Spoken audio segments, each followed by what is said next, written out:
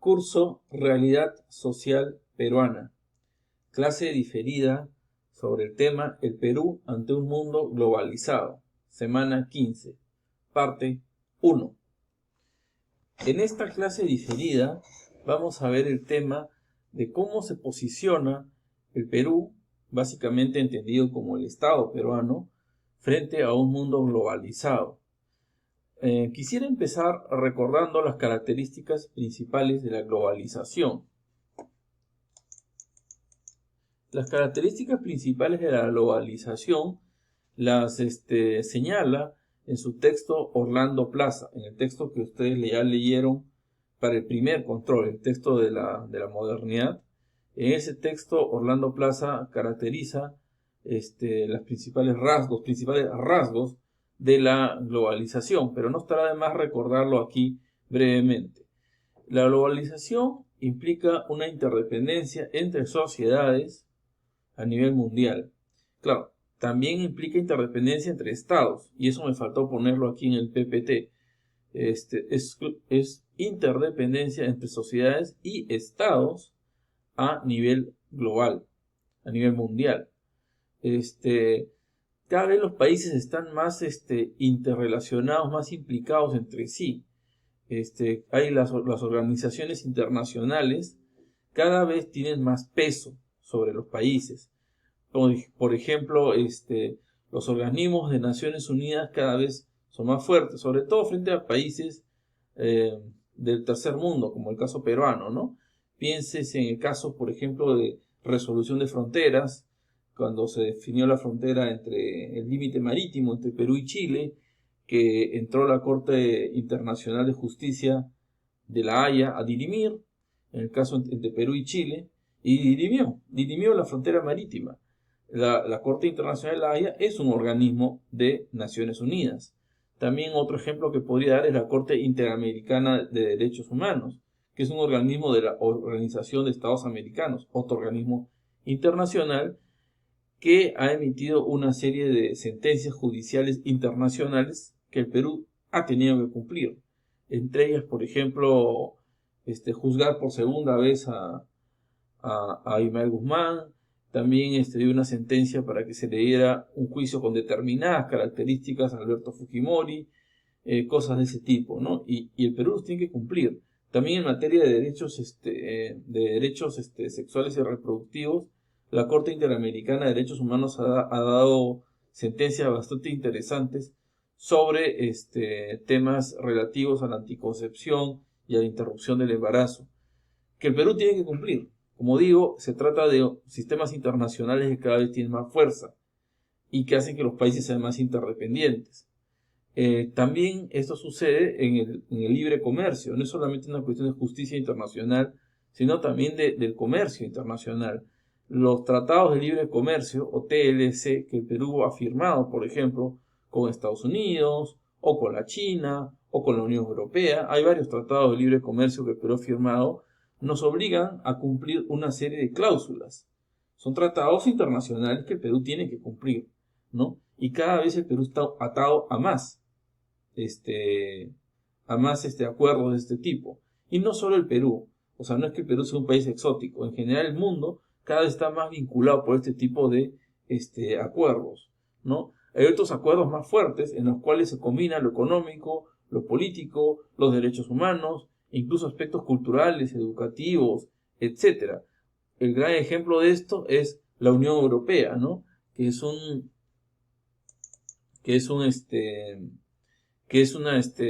acuerdo de integración regional a nivel de varios países de Europa, una lista que todavía no está cerrada. Hay varios países que pueden entrar, todavía que quieren entrar, ¿no? Y todavía no entran, ¿no? Que están esperando, y otros que ya entraron. Por ejemplo, hay varios que están ahí. Si ven el mapa, ven que todavía están en blanco, o sea, todavía no ha entrado a la Unión Europea. Países como Bosnia o Serbia, Turquía, pero son países que quieren entrar y posiblemente lo hagan. Hay países que han estado esperando como 15, 20 años para entrar, como Croacia, que ya está dentro, o Bulgaria también, que esperó un montón de tiempo y ya está dentro. ¿Qué quiero decir con esto? La Unión Europea cada vez es más grande. Claro, últimamente ha sufrido digamos que un traspié con la salida del Reino Unido, el famoso Brexit, ¿no? El Reino Unido se retiró. Es el único país que se ha retirado de la Unión Europea. Pero en general la Unión Europea está creciendo y se hace fuerte, ¿no? Este, y la Unión Europea es un espacio común en el cual pues tienen una moneda común, el euro, hay una visa común, la visa Schengen, las fronteras están abiertas al interior de Europa, ¿se entiende? O sea, quien llega a Europa puede transitar de España a Francia, Francia a Alemania, Alemania a Italia, pues sin controles migratorios. Esto es un acuerdo de integración regional, es económico, político, migratorio, derechos humanos, derechos civiles en general, sociales, acuerdos entre universidades. Funciona a muchos niveles la Unión Europea y funciona relativamente bien. No es perfecta, pero funciona. Otro ejemplo que aquí está en la imagen es el Bitcoin, ¿no? Las finanzas globalizadas. Hoy en día es posible hacer inversiones a larga distancia desde plataformas online. A los inversionistas mueven capitales de una bolsa de valores de un país al otro con mucha facilidad. Claro, hay que pagar impuestos, pero es muy fácil hacerlo. Es muy fácil hacerlo. Comprar acciones, entrar a fondos mutuos, incluso ahorrar en bancos del extranjero. Ahora se puede hacer con más facilidad que antes. Esto quiere decir que somos un mundo cada vez más dependiente de unos países de los otros, ¿no? El Bitcoin es bastante interesante porque es una moneda virtual que no tiene ni siquiera un banco de reserva físico, ¿no? O sea, no se sabe en qué país del mundo está establecido. Se cree que se originó en Japón, pero eso no importa su origen, sino que ya existe y que, bueno, circula casi sin regulación a nivel mundial, casi sin regulación. Entonces estamos hablando de un mundo cada vez más integrado de una manera ordenada hasta cierto punto, porque hay organizaciones como Naciones Unidas que ponen las reglas del juego, pero desordenada también por otro punto, porque hay cosas que se le escapan a Naciones Unidas y a otras organizaciones grandes como la Organización de Estados Americanos, la OEA, por ejemplo, o la propia Unión Europea. Hay temas que se les escapan. La moneda esta virtual, el Bitcoin, es un claro ejemplo de temas que se escapan de las manos de los grandes organismos internacionales. Pero no es lo único. Hay muchas ilegalidades que se escapan de las manos en la globalización. Pensemos, por ejemplo, en la trata de personas, o sea, la esclavitud moderna, ¿no?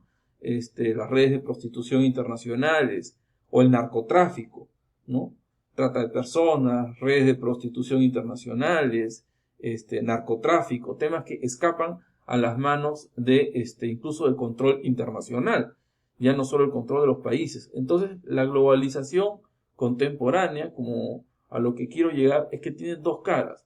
Esta cara de que hay sistemas internacionales que cada vez regulan mejor el mundo y los países están más interconectados bajo reglas de juego comunes, en Naciones Unidas, la Unión Europea, la Organización de Estados Americanos, etc. Pero al mismo tiempo la otra cara son una serie de temas que atraviesan fronteras de una manera desregulada y desordenada y que trae muchos problemas. Vean, por ejemplo, acá, cuando digo problemas, estamos entrando a lo que se llama sociedad del riesgo, ¿no?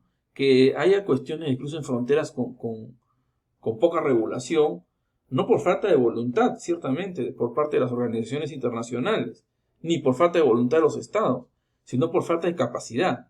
El avance tecnológico, las redes sociales, y diversos avances de la globalización posibilitan un mayor flujo de cosas como el tráfico de armas, ya les he dicho, trata de personas, el narcotráfico, que derivan en riesgos globales. Aquí les pongo el PPT a algunos, ¿no? El cambio climático es uno de ellos. Claramente un riesgo global que estamos viviendo hoy en día. Un mundo cada vez más interconectado, pero con algunas cosas, por ejemplo, las normativas ambientales, no están del todo reguladas de Naciones Unidas. Naciones Unidas ciertamente pone algunas reglas, pero la mayoría no se cumple, y no se cumple del todo. Entonces es problemático y el cambio climático continúa. Además porque hay presidentes, incluso gobernantes, para decirlo de manera más general, incluso de países poderosos como el actual presidente de Estados Unidos, que niega el cambio climático y obviamente no quiere regularlo. Entonces ya esto se pone más crítico. Pero no es lo único. Crisis financieras. El año 2008 se vivió una crisis financiera que aparentemente no tenía explicación y se ha encontrado una explicación parcial. Hasta el día de hoy la explicación total se sigue buscando. Lo que pasa es que es un mundo financieramente cada vez más interconectado. Ya les dije, con mucha facilidad los inversionistas pueden pasar de una bolsa de valores de un país a otro, e incluso un individuo, como ustedes mismos, si es que tienen el dinero, pueden invertir en fondos mutuos internacionales, pueden ahorrar en bancos del extranjero y mover su dinero.